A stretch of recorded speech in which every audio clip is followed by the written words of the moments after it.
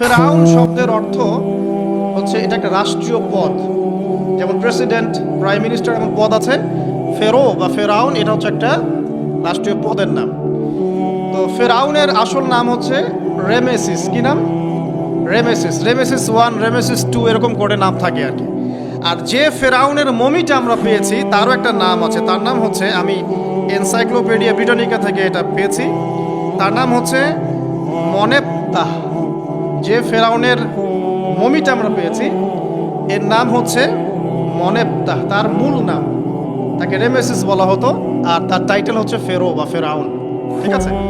এখন এই ফেরাউনদের সময় ইউসুফ আলাইহিস সালামের রেখে যাওয়া সেই যে বনু ইসরাইল, এরা আর উন্নত জীবনযাপন করতে পারল না। তারা দাসত্বের শৃঙ্খলা আবদ্ধ, তাদের উপর জুলুম নির্যাতন শুরু হতে লাগলো।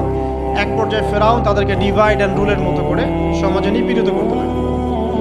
আর ফেরাউনের অনেক পাপ ছিল, যে পাপটা আমরা আসলে অল্প কথায় ব্যাখ্যা করতে পারবো না। এক কথায় সে নিজেকে আল্লাহ দাবি করেছে। তারপরে সে সমাজের মধ্যে শিরকের প্রচলন ঘটাতো। সে কন্যা সন্তানদেরকে জীবিত রাখত, পুত্র সন্তানদেরকে হত্যা করে ফেলত।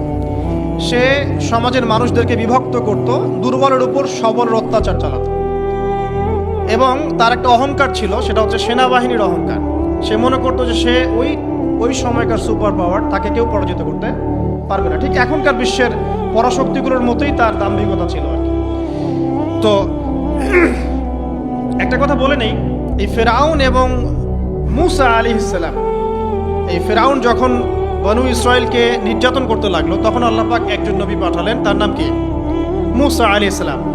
আর মুসা আলাইহিস সালাম আর ফেরাউনকে নিয়ে কোরআনুল কারীমে প্রায় 44টা সূরার মধ্যে কথা আছে। আমি হিসাব করে দেখেছি এবং আমি টুকটাক ঘাটাঘাটি করে দেখেছি যে প্রায় 44টা সূরার মধ্যে 532টা আয়াত আছে মুসা এবং ফেরাউনকে নিয়ে। কথা বুঝতে পারছেন? 532টা। কোরআনের টোটাল আয়াত কত? একদম ভুল উত্তর, 6236। 6000 কত? 236। মতবিরোধ আছে, তবে 6236টা আয়াতের পক্ষে শক্ত দলিল আছে। তো এটাকে পার্সেন্টেজ দিয়ে করবেন, যারা ম্যাথামেটিক্স পারেন তারা তো খুব সহজেই পারবেন। তো পার্সেন্টেজ করলে দেখবেন যে 8.53% আয়াত মুসা এবং ফেরাউনকে নিয়ে। 100%-এর মধ্যে প্রায় 8.5 বা 9% আয়াত কাকে নিয়ে? মুসা এবং ফেরাউন। এমনি এমনি তো আল্লাহ পাক এই কাজটা করবেন না, নিঃসন্দেহে।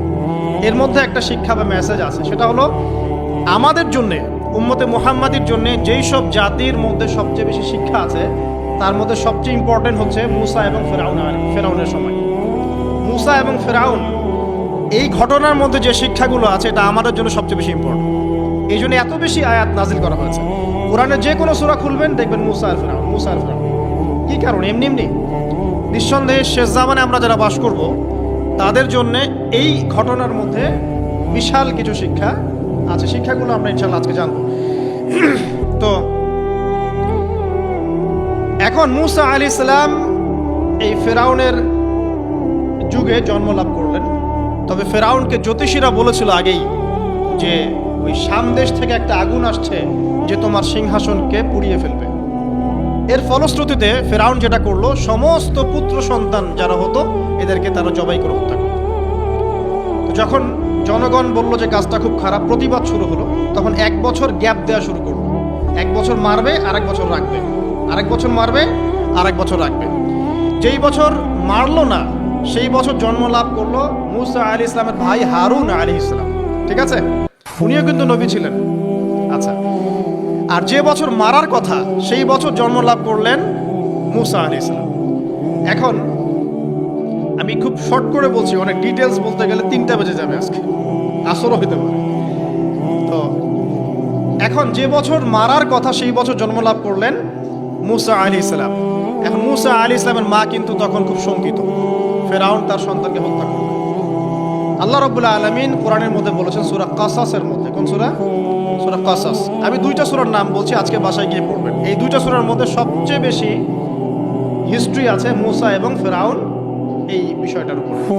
একটা সূরার নাম হচ্ছে সূরা তাহা, এখানে সুন্দর করে ধারাবাহিকভাবে গল্পটা দেওয়া আছে। আরেকটা সূরা হচ্ছে সূরা কাসাস। এই 2টা পড়বেন অর্থ সহ। তো মুসা আলাইহিস সালামের মায়ের হৃদয়টা খুব শঙ্কিত ছিল যে তার সন্তানকে হত্যা করে ফেলা হবে। আল্লাহ রাব্বুল আলামিন বলছেন যে আমি তার কলবে ইলহাম করলাম। আল্লাহ পাক তার মায়ের কলবের মধ্যে ইলহাম, মানে কি ইলহাম হচ্ছে আল্লাহর পক্ষ থেকে প্রত্যাদেশ না, ওহী না, কিন্তু একটা বুঝ বা একটা নূর, একটা তাজাল্লি, একটা বসিরা ঢেলে দেওয়া। এটা কিন্তু নবুয়ত না, একটা কাজের চেতনা বা দৃঢ়তা আল্লাহর পক্ষ থেকে ঢেলে দেওয়া। ঠিক আছে? তো তার মায়ের কলবের মধ্যে আল্লাহ রাব্বুল আলামিন ইলহাম করলেন যে তুমি তোমার সন্তানটাকে সিন্ধুকের মধ্যে ভরে ভাসিয়ে দাও নীল নদে। এখন তার মায়ের কলব, তার মায়ের হৃদয় ছটফট করতে লাগলো, কারণ কোনো মাই তো চাইবে না তার সন্তানকে এভাবে ভাসিয়ে দিতে। আল্লাহ পাক বলছেন যদি না আমি তার হৃদয়টাকে শক্ত করতাম তাহলে সে বিচলিত হয়ে পড়ত। আল্লাহ পাক তার হৃদয়টাকে শক্ত করলেন, সে বিচলিত হলো না, সন্তানকে ভাসিয়ে দিল। এবার সন্তান ভাসতে ভাসতে ভাসতে কোথায় যাচ্ছে? যেখানে ফেরাউনের স্ত্রী গোসল করছে। কথা কি বুঝতে পারছেন? খুব চমৎকার হিস্ট্রি কিন্তু গল্পটা, এবং গল্প মানে এখানে আসলে গাল গল্প না, এগুলো সত্য ঘটনা। এক একটা বর্ণ তেমন সত্য যেমন সূর্য পূর্ব দিক থেকে ওঠে এবং পশ্চিমে ডোবে, এটা যেমন সত্য, এর এক একটা বর্ণ সত্য, এগুলো কোনো গাল গল্প নয়। এবার ফেরাউনের স্ত্রী আসিয়া সেই সিন্দুক পেয়েছে। মুসা আলাইহিস সালামকে আল্লাহ পাক বলছেন যে আমি মুসা আলাইহিস সালামের চেহারার মধ্যে মোহাব্বত বা ভালোবাসা ঢেলে দিয়েছিলাম। তার চেহারা যেই দেখতো তাকে ভালোবাসত, বুঝছেন? ভালোবাসা ঢেলে দিয়েছে। এবার ফেরাউনের স্ত্রী আসিয়া, এখানে আসিয়া নন, অন্য একজন স্ত্রী হয়তো, তিনি বলছেন যে ফেরাউনকে বলছে যে একে আমরা আমাদের কাছে রেখে দিই, হয়তোবা সে আমাদের উপকারে আসবে, অথবা তাকে আমরা সন্তান হিসেবে গ্রহণ করতে পারি। লা তাকতুলুহু, তাকে হত্যা করো না। আসা আন ইয়ানফা'না আও নাত্তাখিযাহু ওয়ালাদা, এরকম করে আল্লাহ পাক বলেছেন কোরআনে। তো ফেরাউন তার স্ত্রীর কথা শুনলো এবং তাকে না হত্যা করে রেখে দিল। আর আল্লাহ রাব্বুল আলামিনের কি কৌশল! ওয়া মাকারু ওয়া মাকারাল্লাহ, যেই মূসাকে হত্যা করার জন্য বছরের পর বছর হাজার হাজার শিশুকে হত্যা করা হয়েছে, সংখ্যাটা লাখ লাখও হতে পারে, সেই মূসা আলাইহিস সালামকে আল্লাহ পাক ফেরাউনের ঘরেই লালন পালন করতে লাগলেন। চিন্তা করলেন? এবার মূসা আলাইহিস সালাম যখন যুবক হলেন, আমি সংক্ষিপ্ত করছি, যখন যুবক হলেন তখন একদিন দেখলেন যে রাস্তায় দুজন ব্যক্তি ঝগড়া করছে। সূরা কসসের মধ্যে আছে, ফাইটিং, স্ট্রিট ফাইট। তো একজন ব্যক্তি হচ্ছেন বনু ইসরাইলের, আরেকজন হচ্ছে ফেরাউনের সেনাবাহিনীর। এখন মূসা আলাইহিস সালাম কার পক্ষ নেবেন? তিনি বনু ইসরাইলের পক্ষ নিলেন। তিনি গিয়ে তাকে বাঁচানোর চেষ্টা করলেন এবং শুধু একটা ঘুষি দিয়েছেন, ফাওয়াকাযাহু, একটা ঘুষি, ফাকাদা আলাইহি, এবং এই একটা ঘুষিতেই সেই ব্যক্তি ডেড। এটা কোরআনে আছে সূরা কসস। তার মানে কোরআন দলিল দিচ্ছে যে মানুষের বডিতে এমন এমন পার্টস আছে, এমন এমন জায়গা আছে যেখানে একটা ঘুষি মারলেও মানুষ মারা যেতে পারে। কি বুঝলেন? যারা মার্শাল আর্ট শিখেছেন বা শিখছেন তারা এটা আরো ভালো বুঝবেন। মানুষের এই বডিতে এমন অনেকগুলো জায়গা আছে, 7টা বা 8টা বা 10টার মতো, যেখানে একটা ঘুষি দিলেও মানুষ মরতে পারে। তো ভালো কিছু শিখলে, ঠিক আছে? টিকটক প্রজন্ম না হয়ে আর এই মোবাইলে লুডু না খেলে ভালো কিছু শেখেন, ইনশাআল্লাহ কাজে দিবে। আত্মরক্ষা শেখা খারাপ? আচ্ছা, তো তবে দাড়ি টুপি নিয়ে শিখতে চান না, সমস্যায় পড়তে পারেন। এখন একটা ঘুষিতে সেই ব্যক্তি মারা গেল। তার পরের দিন আবার দেখা গেল যে ওই ব্যক্তি যাকে তিনি বাঁচিয়েছেন সেই ব্যক্তি আর আরেকজন সেনাবাহিনীর সদস্য আবার মারামারি করছে। এবার মূসা আলাইহিস সালাম বললেন যে তুমি তো একটা বোকা মানুষ।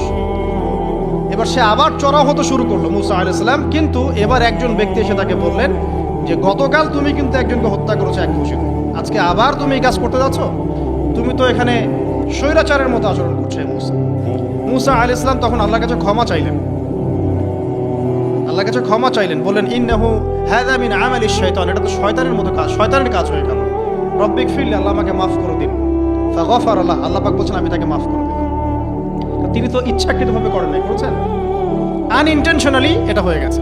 কিন্তু এখন ফেরাউন মূসা আলাইহিস সালামকে ধাওয়া করতে শুরু করলো, কারণ ফেরাউনের দৃষ্টিতে মূসা আলাইহিস সালাম একটা মার্ডার করেছে তার দৃষ্টিতে, কিন্তু মূসা আলাইহিস সালাম তো আর এটা করেন নাই, ইচ্ছা করে এটা হয়নি, অ্যাক্সিডেন্টলি হয়ে গেছে। এখন মুসা আলাইহিস সালামকে এক ব্যক্তি এসে বলল, তুমি এখান থেকে তাড়াতাড়ি পালাও, এই মিশরে থাকলে ফেরাউন তোমাকে ধরে এখন শাস্তি দিবে। এখন মুসা আলাইহিস সালাম বাধ্য হয়ে মিশর থেকে চলে যাচ্ছেন কোথায়? মাদিয়ান। কোন জায়গা? মাদিয়ান। এটাও আরবের মধ্যে একটা জায়গা, যেই জায়গার নবী হচ্ছেন শুআইব আলাইহিস সালাম। কি নাম? আচ্ছা, এবার শুআইব আলাইহিস সালামের সেই কওমে মুসা আলাইহিস সালাম গেলেন, না খাবার আছে, না পানি, না কাপড়, কিছুই নাই, একদম রিক্ত হস্ত। সেখানে গিয়ে তিনি দেখলেন যে এমনই একটা জলাশয়, হয়তোবা আল্লাহ ভালো জানেন, সেই জলাশয়ের কাছে কিছু মানুষ পানি পান করাচ্ছে গবাদি পশুদেরকে। আমি কি বুঝাতে পারছি? আচ্ছা, তো দূরে দুজন মেয়ে দাঁড়িয়ে আছে। এই দুজন মেয়ে অনেকক্ষণ থেকে দাঁড়িয়ে আছে, তারা পানি পান করাতে পারছে না। মুসা আলাইহিস সালাম অনেকক্ষণ থেকে অবজার্ভ করছেন যে মেয়ে দুটো পানি পান করাতে পারছে না গবাদি পশুদেরকে। তিনি প্রথমে একটু অস্বস্তি বোধ করলেন, তারপরে আবার গেলেন তাদের কাছে, গিয়ে বললেন কি সমস্যা। তখন সেই মেয়েরা বলল, যতক্ষণ পর্যন্ত আমার কওমের লোকেরা এখান থেকে সরে যায় না, ততক্ষণ আমরা পানি পান করাতে পারি না, কারণ আমরা দুর্বল, মেয়ে মানুষকে টাইম দিচ্ছে না আর কি। আর এদিকে আমাদের বাবা অত্যন্ত বৃদ্ধ মানুষ, বাসায় পড়ে আছেন একা। তখন মুসা আলাইহিস সালাম যুবক ছিলেন এবং তিনি কিন্তু শক্তিশালী ছিলেন, কওয়িউন আমিন, বিশ্বস্ত এবং শক্তিশালী। ওই যে এক ঘুষিতে মানুষ মারা মানুষ, কি মনে করছেন? তো তিনি এবার ওই গবাদি পশুদেরকে নিয়ে এসে পানি পান করালেন। পানি পান করিয়ে তিনি একটা গাছের ছায়ায় গিয়ে বসলেন। এই প্রত্যেকটা কথা কিন্তু কোরআনে আছে, প্রতিটা কথাই। সূরা কসস পড়েন, সূরা তাহা পড়েন। গাছের ছায়ায় বসে তিনি একটা দোয়া করছেন। এবার হাত উঁচু করে দোয়া করছেন, রব্বি, হে আমার প্রতিপালক, ইন্নী লিমা আনজালতা ইলাইয়া মিন খাইরিন ফাকির। হে আল্লাহ, আপনি আমার প্রতি যে রহমত বা যে করুণা বর্ষণ করবেন, এর জন্য আমি ফকির হয়ে বসে আছি। দোয়ার ভাষাটা শুনছেন? আল্লাহ, আপনি আমার প্রতি যে করুণা বর্ষণ করবেন, আমি এর জন্য ফকির হয়ে বসে আছি। তো প্রত্যেকটা নেক কাজ করার পরে এরকম দোয়া করা সুন্নাত, দোয়া কবুল হয়ে যাবে ইনশাআল্লাহ। দোয়া সাথে সাথে কবুল হয়ে গেল। এখন ওই দুইজন মেয়ের মধ্যে একজন মেয়ে হেঁটে হেঁটে আসছে। ওই মেয়ে কিভাবে হেঁটে এসেছে সেটাও কোরআন বলেছে, কিভাবে হেঁটে এসেছে সেটাও কোরআনে বলেছে সূরা কসাসের মধ্যে। সূরা কসাসে আল্লাহ পাক বলছেন, ওই দুইজন মেয়ের মধ্যে একজন হেঁটে হেঁটে আসলো লাজুক পায়ে। কেমন পায়ে? লাজুক পায়ে। যেই চলাফেরা আপনি এখনকার মেয়েদের মধ্যে দেখতে পারবেন না।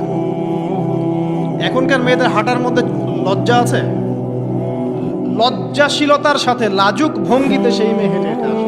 আল্লাহ পাক সেই কথাটাও কোরআনে বলছেন। তো যে জায়গায় আসছিলাম, ওই মেয়ের হেঁটে আসাটা আল্লাহ রাব্বুল আলামিন ব্যাখ্যা করেছেন।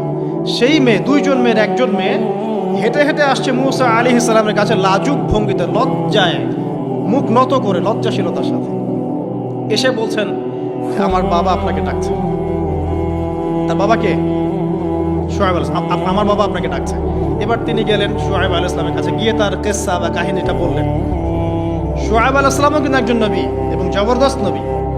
বলে রাখি, শুআয়ব আলাইহিস সালামের কওম সর্বপ্রথম সেই কওম ধ্বংস করা হয়েছিল। সর্বপ্রথম পৃথিবীতে ভূমিকম্প দিয়ে যে কওমকে ধ্বংস করে দেওয়া হয়েছে, সেটা হচ্ছে শুআয়ব আলাইহিস সালামের কওম। আর তিনটা বড় বড় ভূমিকম্প আমাদের সামনে অপেক্ষা করছে শেষ জামানায়। তিনটা হবেই, একটা পৃথিবীর পশ্চিম দিকে, একটা পৃথিবীর পূর্ব দিকে। আর পূর্ব দিক বলতে কিন্তু আমাদের দিক, Indonesia, Malaysia, Bangladesh, Pakistan, Sri Lanka, India, এই পুরো জায়গা হচ্ছে পূর্ব দিক। আর পশ্চিমা সভ্যতা তো বোঝেন, পশ্চিম কোন দিকে। আর একটা হবে পৃথিবীর মাঝখানে। মাঝখান কোনটা? এই যে জাজিরাতুল আরব, এখানে একটা হবে। এটা হবেই, কোনো বিজ্ঞানী ঠেকাতে পারবে না। তো শুআয়ব আলাইহিস সালামের কওম সেই কওম যাকে ভূমিকম্প দিয়ে ধ্বংস করা হয়েছিল। তো এখন মুসা আলাইহিস সালাম তার কাছে গিয়ে তার ঘটনাগুলো বললেন। শুআয়ব আলাইহিস সালাম তাকে বললেন, ঠিক আছে, আমার মেয়ের একটা দাবি। আমার মেয়ে বলেছে যে তুমি হচ্ছ বিশ্বস্ত এবং শক্তিশালী, তোমাকে যেন আমি আমার কাজে নিয়োগ করি। আসলে মেয়ে বাবাকে ইঙ্গিত একটা মনের ভাব ব্যক্ত করেছে। তখন তার বাবা সেই ভাবটা বুঝতে পেরেছেন। তিনি বলেছেন, ঠিক আছে, আমি আমার এই মেয়ের সাথে তোমাকে বিয়ে দিব। শর্ত কি? শর্ত হচ্ছে তোমাকে 8 বছর আমার এখানে কাজ করতে হবে। 8 বছর? কত বছর? 8 বছর কাজ করার বিনিময়ে আমি তোমাকে আমার মেয়ের সাথে বিয়ে দিচ্ছি। আর যদি তুমি চাও তাহলে 10 বছর পূর্ণ করতে পারো। ঠিক আছে? তো মুসা আলাইহিস সালাম বলেন, ঠিক আছে, আমাদের মাঝে আল্লাহ পাক সাক্ষী হিসেবে যথেষ্ট। এবার সেখানে মুসা আলাইহিস সালাম তার সংসার শুরু করলেন। 10 বছর অতিবাহিত হলো। তারপরে এখন মিশরে ফিরে যাওয়ার পালা। মুসা আলাইহিস সালাম তার স্ত্রীকে নিয়ে কোথায় যাচ্ছেন এখন? মিশর, তার হোম টাউন, ঠিক আছে, মাদারল্যান্ড। কিন্তু যাত্রা পথে তুয়া উপত্যকায় বিভিন্ন কিতাবে এসেছে তার স্ত্রীর প্রসব বেদনা শুরু হয়। তখন তিনি আগুন তালাশ করতে থাকেন। আগুন তালাশ করতে করতে আস্তে আস্তে তিনি এমন একটা জায়গার দিকে চলে যান তুয়া উপত্যকায়, যেখানে দেখেন যে গাছের উপর আগুন জ্বলছে। এবং তখন আগুনকে ফলো করতে করতে হঠাৎ তিনি এক গায়েবী আওয়াজ শুনতে পান। আওয়াজটা হচ্ছে এমন, আমি একটু পড়ে শোনাই। আওয়াজটা হচ্ছে এমন যে ইন্নী আনা রব্বুক ফাখলা'না আলাইক ইন্নাকা বিল ওয়াদিল মুকদ্দাস তুর। এই আওয়াজটা আল্লাহ পাকের। কার আওয়াজ? সুবহানাল্লাহ। আল্লাহ পাক মুসা আলাইহিস সালামের সাথে কথা বলছেন এই জায়গায়। আল্লাহ পাক বলছেন, নিশ্চয়ই আমি তোমার রব, তোমার জুতা খুলে ফেলো, কারণ তুমি একটা পবিত্র উপত্যকায় আছো। চিন্তা করতে পারেন? ওয়া আনা ইখতারতুকা, এবং আমি তোমাকে বাছাই করেছি হে মুসা, ফাসতামি' লিমা ইউহা, তুমি খুব মনোযোগ দিয়ে শোনো, আমি তোমার কাছে যা ওহী করছি এটা মনোযোগ দিয়ে শোনো। ইন্নানি আনা আল্লাহ, নিশ্চয়ই আমি আল্লাহ। আল্লাহ বলছেন ইন্নানি আনা আল্লাহ, নিশ্চয়ই আমি আল্লাহ। লা ইলাহা ইল্লা আনা, আল্লাহ বলছেন আমি ছাড়া কোনো ইলাহ নেই। ফা'বুদনি, আমার ইবাদত করো। ওয়া আকিমিস সালাতা লিযিকরি, আমার স্মরণের জন্য সালাত কায়েম করো। ইন্নাস সাআতা লাআতিয়াতুন, নিশ্চয়ই কিয়ামত অবশ্যই আসবে। আকাদু উখফিহা, আমি এটাকে গোপন রেখেছি। লিতুজজা কুল্লু নাফসিন বিমা তাসআ, যাতে করে প্রত্যেক নফসকে তার প্রতিদান দেয়া যায়। ফালা ইয়াসুদ্দান্নাকা আনহা মান লা ইউমিনু বিহা ওয়াত্তাবা'a হাওয়াহু ফাতারদা, যারা প্রবৃত্তির অনুসরণ করে তারা যেন তোমাকে এই বিষয়টার প্রতি ঈমান আনা থেকে দূরে রাখতে না পারে। আল্লাহ পাক এই পর্যন্ত বললেন। এরপর আল্লাহ বলছেন, ওয়া মা তিলকা বিয়ামিনিকা ইয়া মূসা, মূসা তোমার ডান হাতে এটা কি? মূসা আলাইহিস সালাম বলছেন যে ক্বালা হিয়া আসায়া, এটা আমার লাঠি। তার সাথে কি ছিল? একটা লাঠি। আতাওয়াক্কাউ আলাইহা ওয়া আহুশু বিহা আলা গনামি ওয়া লিয়া ফিহা মাআরিব উখরা, এই লাঠি দিয়ে আমি গাছের ডাল ছাঁটি, গবাদি পশুদেরকে চড়াই, এছাড়া আমি আমার বিভিন্ন কাজে লাঠি ব্যবহার করি। আল্লাহ পাক বলছেন, ক্বালা আলকিহা ইয়া মূসা, মূসা এটা নিক্ষেপ করো দেখি, হাত থেকে ছুঁড়ে মারো। মূসা আলাইহিস সালাম ছুঁড়ে মারলেন। ফাআলকাহা, তিনি ছুঁড়ে মারলেন। ফাইদা হিয়া হাইয়াতুন তাসআ, সাথে সাথে লাঠিটা ছোটাছুটি শুরু করলো সাপের মতো। অন্য সূরায় আছে এই দৃশ্য দেখার সাথে সাথে মূসা আলাইহিস সালাম উল্টা দিকে দৌড় দিয়েছিলেন। স্বাভাবিক, ভয় পাওয়া স্বাভাবিক। তো তখন আল্লাহ পাক বলেছিলেন যে তুমি ভয় পেও না, আমার কাছে নবীগণ ভয় পায় না।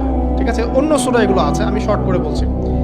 এরপরে আল্লাহ পাক বললেন, ক্বালা খুযহা ওয়া লা তাখাফ, তুমি এটাকে ধরো, এটাকে ভয় পেও না। সানুঈদুহা সিরাতাহাল উলা, তুমি ধরা মাত্রই সেটা আবার লাঠিতে রূপান্তরিত হবে।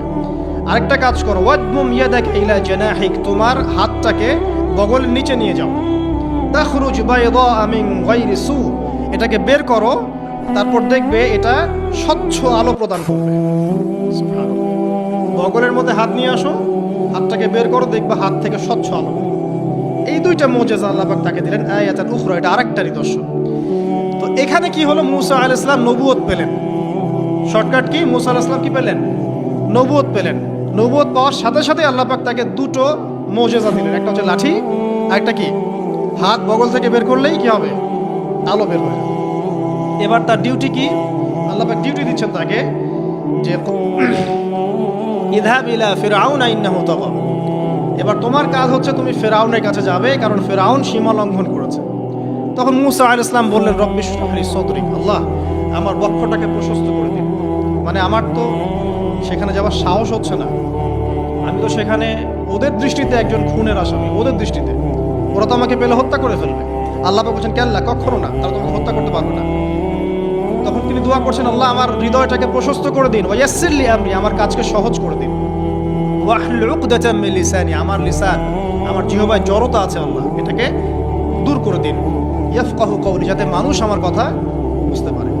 এই দোয়া করলেন, কবুল হয়ে গেল। এবং আরো দোয়া করলেন যে ওয়াজআলি ওয়াজিরাম মিন আহলি, আমার পরিবারের মধ্য থেকে একজন ওজির দেন। ওজির মানে সহায়ক, যেটা হচ্ছেন হারুন আলাইহিস সালাম, যাতে করে আমরা কি করতে পারি?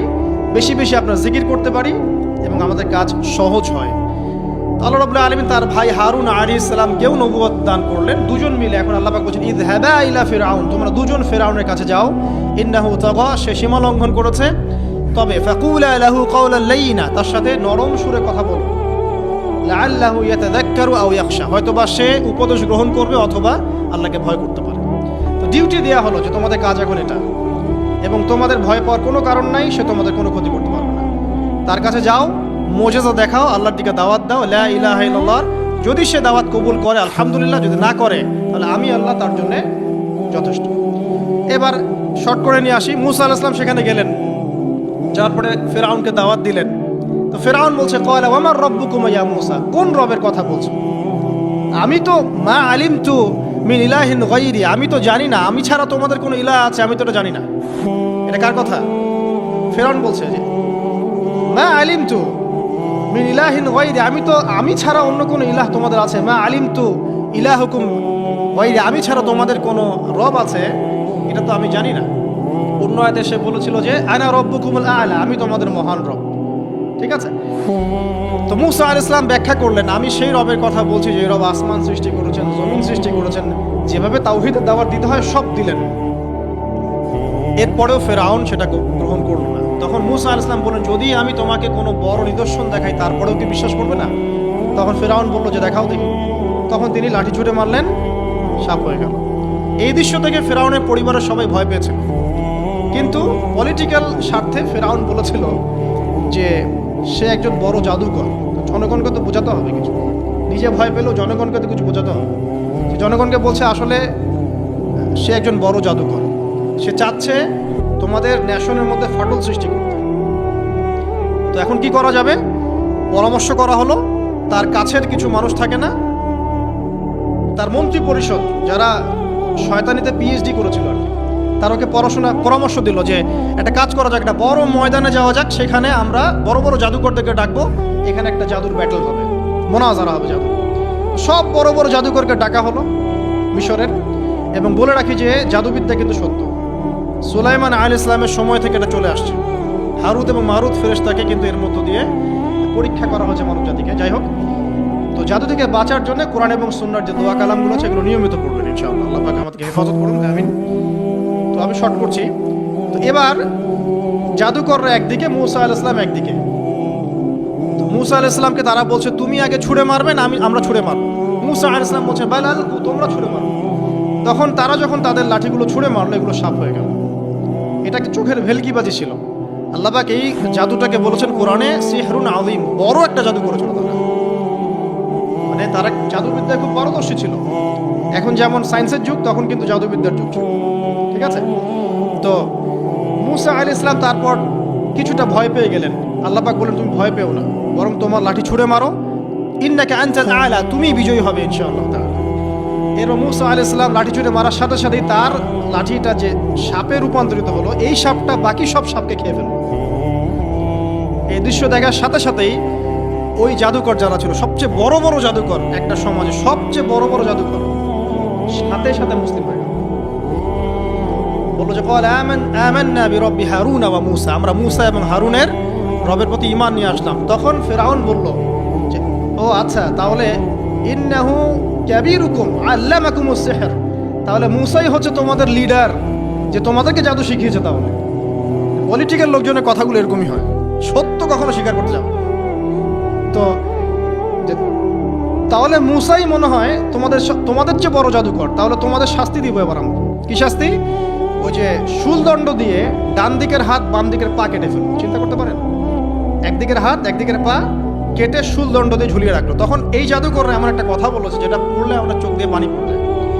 এই জাদুকররা বলেছিল যে তোমার যা ইচ্ছা তুমি তা করো, ফাকদি মা আনতা ক, তোমার যা মনে চায় তাই করো। কথাটা শুনছেন? ফাকদি মা আনতা ক, তোমার যা মনে চায় তাই করো। কিন্তু আমরা ইন্না আমান্না বিরব্বি হারুন ওয়া মুসা, আমরা মুসা এবং হারুনের রবের প্রতি ঈমান এনেছি। আশা করা যায় যে আমরা এই ঈমান আনার ফলে সারা জীবন জাদুবিদ্যা চর্চা করে যে পাপ করেছি, আল্লাহ পাক সব পাপ মাফ করে দিবেন ইনশাআল্লাহ।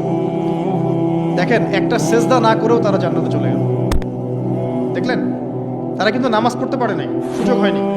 রোজা রাখতে পারেনি, জাকাত দিতে পারেনি, শুধু ও খালেস ঈমান যে না আল্লাহকে চিনেছি, আল্লাহ ছাড়া কোনো ইলাহ নাই, আল্লাহ ছাড়া কাউকে পরোয়া করি না, আল্লাহই সব কিছু। তারপরে তাদেরকে ফাঁসি দেওয়া হলো, হাত পা কেটে ফেলা হলো, জান্নাত।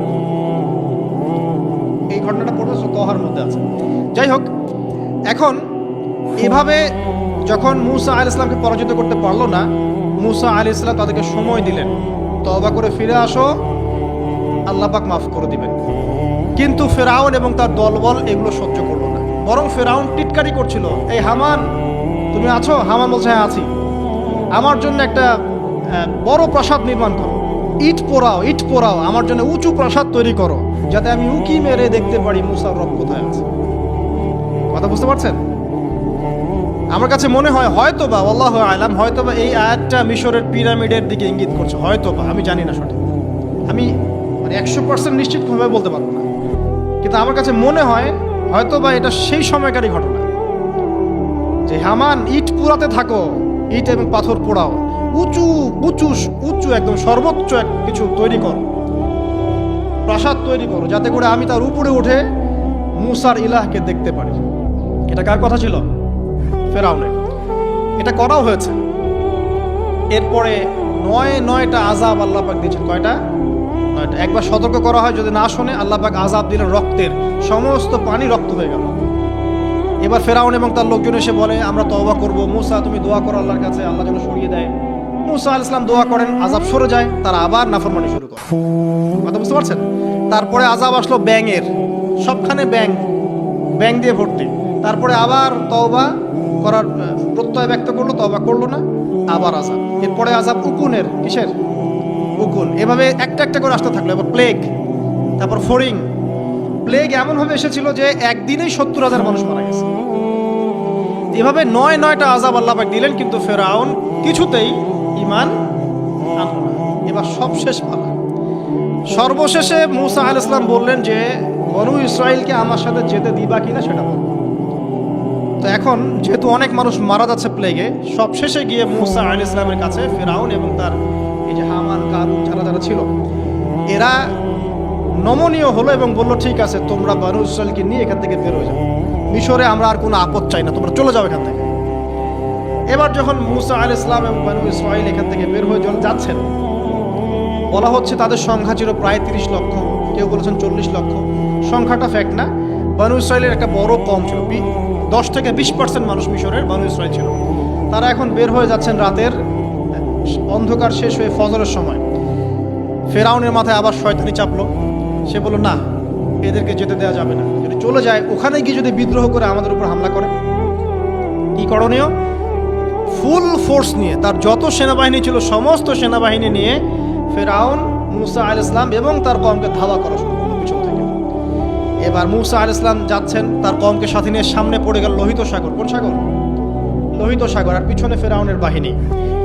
এরকম একটা অবস্থায় মূসা আলাইহিস সালামের কওমের কিছু মানুষ বলেছিল ইন্না লামুদরাকুন, হে মূসা আমরা তো ধরা পড়ে গেলাম, আমরা তখন যেতে পারবো না, সামনে সাগর, পিছনে ফেরাউন। এই সময় মূসা আলাইহিস সালাম একটা কথা বলেছিলেন, এই কথাটা যে বলতে পারবে বিপদের সময় আল্লাহ পাক তার সাথে থাকবেন ইনশাআল্লাহ। মূসা আলাইহিস সালাম বলেছিলেন কাল্লা, ওইরকম একটা অবস্থা তিনি বলছেন কাল্লা, কখনো নয়, ইন্না রাব্বি মা'ইয়া সায়াহদিন, আমার রব আমার সাথে আছেন, তিনি আমাকে পথ দেখাবেন। কথা বুঝতে পারছেন? বাস আল্লাহ পাকের সাহায্য নেমে আসলো, তিনি বললেন লাঠি ছুঁড়ে মারো। লাঠি ছুঁড়ে মারার সাথে সাথেই একটা দুইটা না 12টা রাস্তা হয়ে গেল, পানি ভেদ করে, সাগর ভেদ করে। আর এই 12টা রাস্তা দিয়ে, এটা কোনো গাল গল্প নয়, 12টা রাস্তা দিয়ে বনু ইসরাইলের 12টা দল চলে গেল, পার হয়ে গেল। আর ফেরাউন এটা অবাক হয়ে দেখছে। এক পর্যায়ে সেও সিদ্ধান্ত নিল যে আমিও আমার ফোর্স দিয়ে ধাওয়া করব। এই যে সে নামলো লোহিত সাগরের সাথে সাথে পানি আবার আগের জায়গায়। এক মুহূর্তের মধ্যে, মানে একদিনে পুরো ফেরাউন এবং ফেরাউনের যত সেনাবাহিনী আছে একদিনের মধ্যেই শেষ, পৃথিবী থেকে চিরবিদায়। আল্লাহ পাক এত চমৎকার করে কথাটা বলেছেন, কাম তারাকু মিন জান্নাতি ওয়া উয়ুন, তারা কতই না বড় বড় জান্নাত মানে বাগান এবং পুষ্পবন পার হয়ে চলে গেল। কুনুজি ওয়া মাকামিন কারীম, কত সুন্দর সুন্দর জায়গা তারা ছেড়ে দিয়ে চলে গেল। এবং তারা ধাওয়া করতে লাগলো ফেরাউন মূসার বাহিনীকে। যখন তারা ডুবে গেল, ফামা বাকাত আলাইহিমুস সামাউ ওয়াল আরদ, তাদের জন্য আসমান এবং জমিনের কোনো সৃষ্টি এক ফোঁটা চোখের পানিও ফেলে নেই। এটা আপনি সূরা দুখানের মধ্যে পাবেন, আরও বিস্তারিত আছে। তো এই যে ঘটনাটা ঘটেছে, এই ঘটনাটা ঘটেছে মুহররম মাসের 10 তারিখে। কয় তারিখে? এই হচ্ছে সেই ঘটনা যার স্মরণে আমরা মুহররম মাসের 10 তারিখে সওম রাখি। কথা কি বুঝতে পারছেন? এটাই সেই ঘটনা, যেই ঘটনার ফলশ্রুতিতে এটাকে স্মরণীয় করে রাখতে আল্লাহ পাক কিয়ামত পর্যন্ত এই আশুরার সওমটাকে রেখে দিয়েছে। এটা ইহুদিরাও রেখেছে, ইসলাম আসার পূর্বে, মানে নবী সাল্লাল্লাহু আলাইহি ওয়াসাল্লামের শরীয়ত আসার পূর্বেও আগের জাতিরাও এটাকে রেখেছিল।